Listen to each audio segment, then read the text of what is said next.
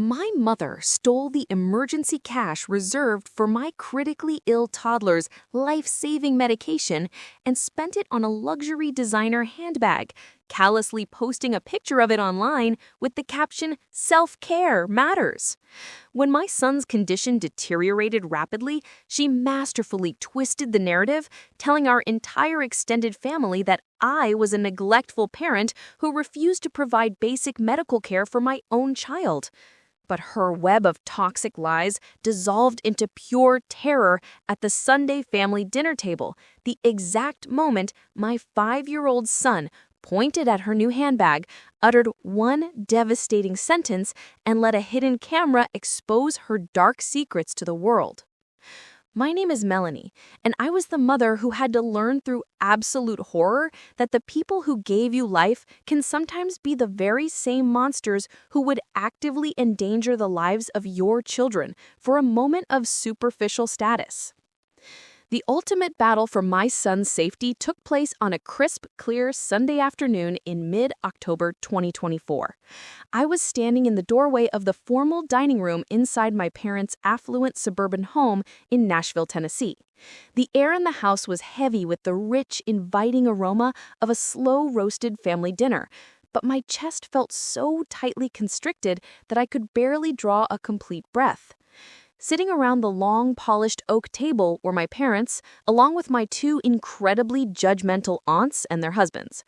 They sat there like a jury, whispering among themselves, casting cold, disapproving glances in my direction the moment I walked through the door holding the hand of my 5-year-old son, Toby. To understand the absolute depth of the betrayal that occurred that day, you have to understand the cruel dynamic of the family I was born into. My mother, Beatrice, was a deeply narcissistic, vanity-driven woman who spent her entire life chasing social validation, luxury brands, and the envious stares of her high society country club friends.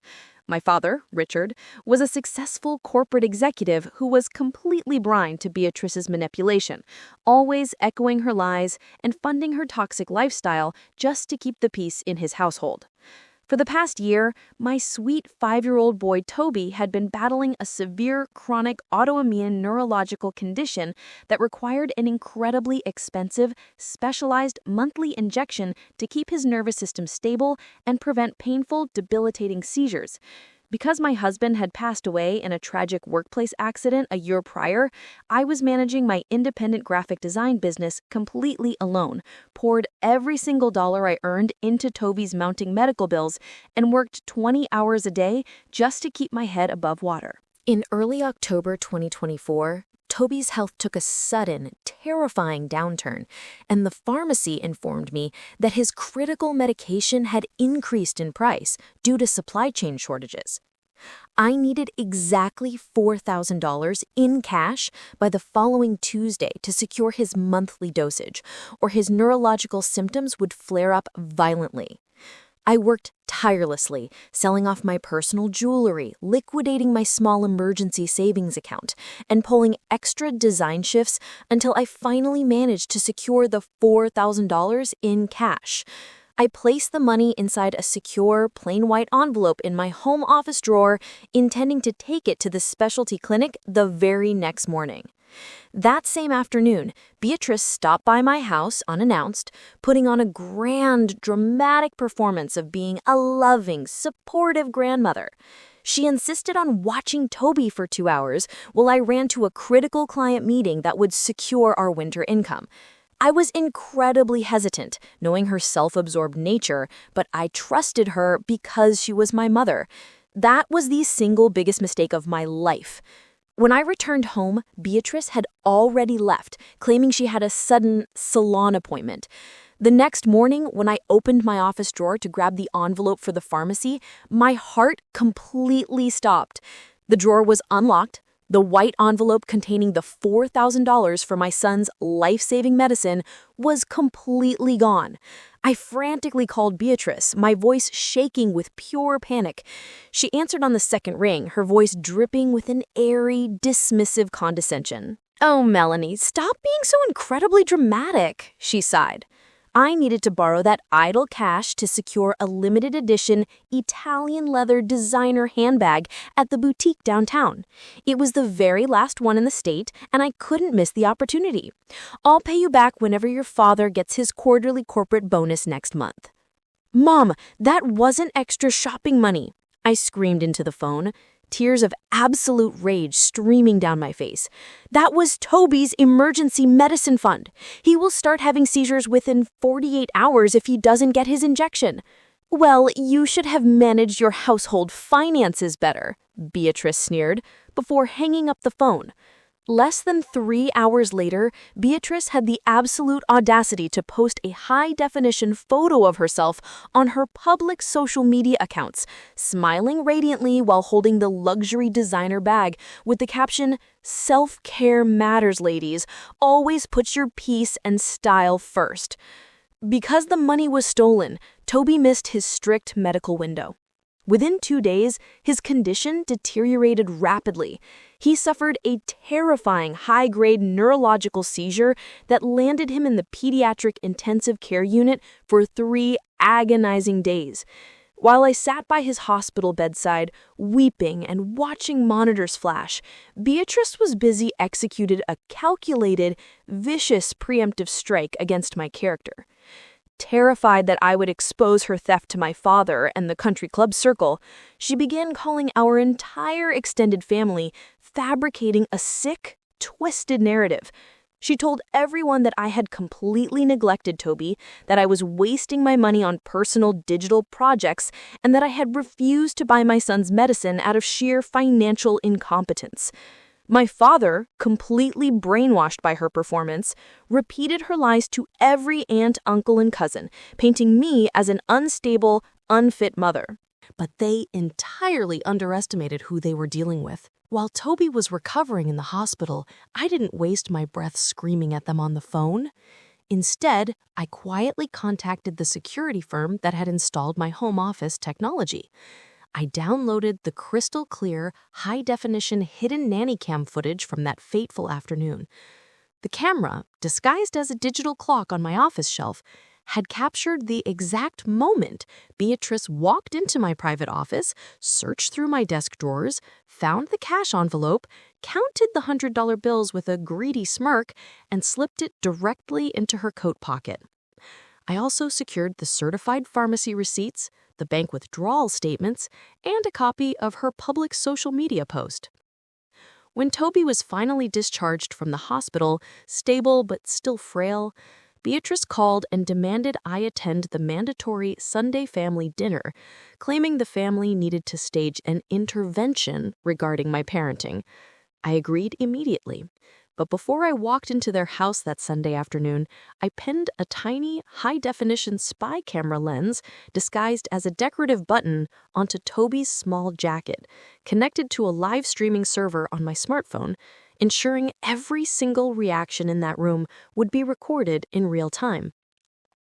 As Toby and I walked into the formal dining room, the room fell dead silent. Beatrice sat at the head of the table, her brand-new, gleaming luxury designer handbag prominently placed right next to her crystal wine glass like a trophy. My father, Richard, stood up, his face stern and filled with corporate arrogance. "Melanie, we are deeply ashamed of you," my father began, his voice booming right across the long table. "Your mother told us everything. How you neglected Toby's health, how you let him wind up in the ICU because you refused to prioritize his medicine over your own selfish digital lifestyle.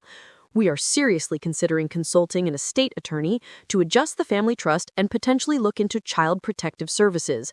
My 2 aunts nodded right along, looking at me with pure disgust.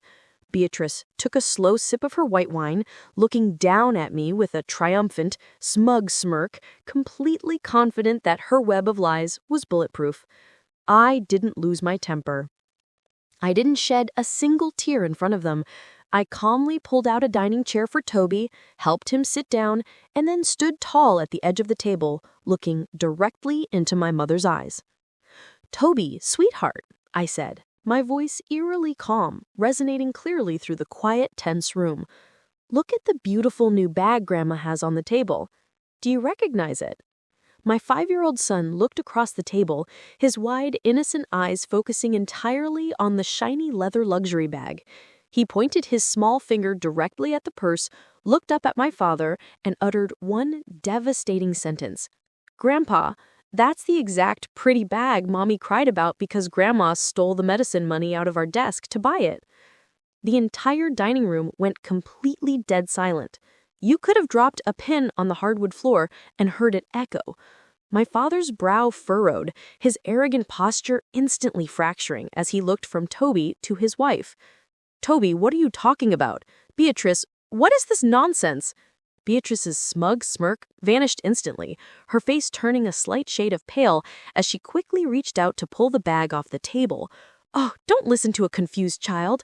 Melanie has clearly brainwashed him to say these ridiculous things to shift the blame away from her own pathetic neglect. Richard, tell her to leave this house immediately." "I don't need to brainwash my son, Mother," I said, reaching into my pocket and pulling out my smartphone.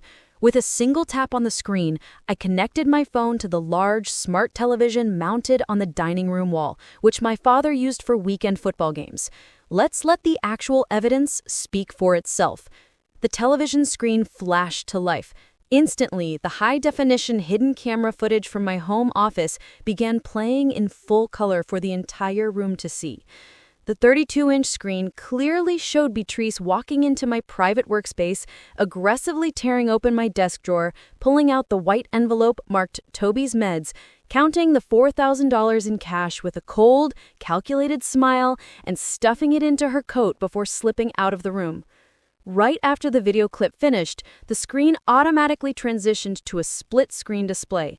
On the left side was the certified bank document showing my cash withdrawal for the pharmacy, and on the right side was the high-definition screenshot of Beatrice's social media post featuring the exact same luxury designer bag with her "Self-Care Matters" caption, dated exactly 4 hours after the theft. My father, Richard, stared at the television screen, his mouth completely open, his face rapidly draining of all its color until he looked like a ghostly, defeated old man. He slowly turned his head toward his wife, his fists clenching so tightly on the table that the wood creaked. My 2 aunts gasped in pure horror, covering their mouths as they realized they had been actively participating in the public humiliation of a sick child's mother based entirely on a lie. "Beatrice," my father whispered, his voice shaking with a terrifying deep rage that I had never heard from him before. You stole the money for our grandson's neurological medicine? You let him have a seizure and wind up in the intensive care unit so you could buy a damn purse? "Richard, please, it's not what it looks like," Beatrice hysterically shrieked, standing up so fast her wineglass flipped over, spilling dark red wine all over the white table linen, staining her precious designer bag in the process. She reached out toward him, her hands trembling violently as her knees began to buckle in sheer panic. "Melanie always has money. I thought she had extra. I was going to pay it back. You know how important the country club charity gala was. I needed to look the part." "Shut your mouth, Beatrice," my father roared, slamming his heavy hand down onto the oak table so hard the crystal plates rattled loudly. He looked at the woman he had defended for decades with absolute, unadulterated disgust. "You are a thief, a liar, and a monster who almost killed our own grandson." "The story doesn't end in this dining room, Mom," I said, stepping forward, looking down at her as she wept hysterically into her stained leather bag. "The live stream button on Toby's jacket has been broadcasting this entire interaction, including your full admission, directly to the Nashville Police Department's Financial Crimes Division and the administrative board of your precious country club. I filed a formal criminal complaint for grand larceny, child endangerment, and criminal fraud at 9 a.m. yesterday morning." Right on absolute cue, the loud, authoritative wailing of police sirens began to echo down the quiet suburban street outside. The bright red and blue emergency lights flashed violently through the large glass windows of the formal dining room, casting a chaotic glow over the ruined family dinner. The heavy front doors of the estate were thrown open with absolute legal authority. Two uniformed police officers and a plainclothes investigator stepped into the dining room. They walked right past my stunned aunts, straight over to the head of the table where Beatrice was completely collapsing in tears. My mother offered absolutely no physical resistance whatsoever, as the female officer forced her to turn around, pulling her arms behind her back and snapping heavy steel handcuffs tightly around her wrists. She was formally arrested for felony grand larceny and intentional child neglect.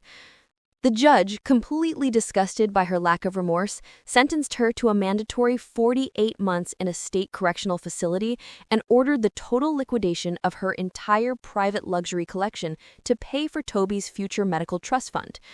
The high society country club she had sacrificed her soul for permanently revoked her membership, completely blacklisting her name from every social circle in the state. Now, I sit in the warm, sunlit living room of our beautiful new home, watching Toby laugh as he builds a massive toy castle on the rug, his health completely stable and his eyes bright with happiness. Standing right next to me is my father, who has dedicated his retirement to being a true supportive grandfather, ensuring we have every single resource we need for Toby's ongoing recovery. The toxic, superficial shadow of my mother is permanently gone, locked away behind cold steel bars where her designer brands and social status mean absolutely nothing. She tried to sacrifice my innocent son's life to feed her empty vanity, but by keeping my head clear, documenting the cold, hard data, and letting the absolute truth strike at the exact moment she felt untouchable, we didn't just protect my son's future, we permanently dismantled her entire world. My personal advice to anyone listening to this: never allow the illusion of maternal bloodlines or family obligation to blind you to the reality of a dangerous, narcissistic relative who would actively harm your children for their own selfish validation. It is a deeply agonizing, heartbreaking truth to accept. But a biological mother or parent can sometimes be completely devoid of empathy, viewing your struggles, your boundaries, and even your children's health as nothing more than raw material for their personal vanity or financial gain. Shared DNA should never be an excuse for tolerating blatant emotional abuse, theft, or physical endangerment. If a family member repeatedly proves through their cold, calculated choices that their status and lifestyle mean more to them than the safety of your household, you must believe them the very first time. Protect your peace by putting up ironclad, unyielding boundaries. Secure your critical financial resources under strict, private locks, and utilize modern security measures to document the truth before toxic people have the chance to manipulate the narrative against you. True family isn't defined by the person who gave birth to you or the last name printed on your birth certificate. It is defined solely by the people who actually protect your children, respect your dignity, and stand fiercely as an unbreakable shield by your side when your world is falling apart. Walking away from a toxic parent and allowing justice to take its course is not a betrayal. It is the greatest, most profound act of love and protection you can ever give to your own children and your healing journey. Take this story as your ultimate wake-up call to stand tall, look at the hard data, and aggressively put your children's safety first today, because their future is worth more than any toxic family tie.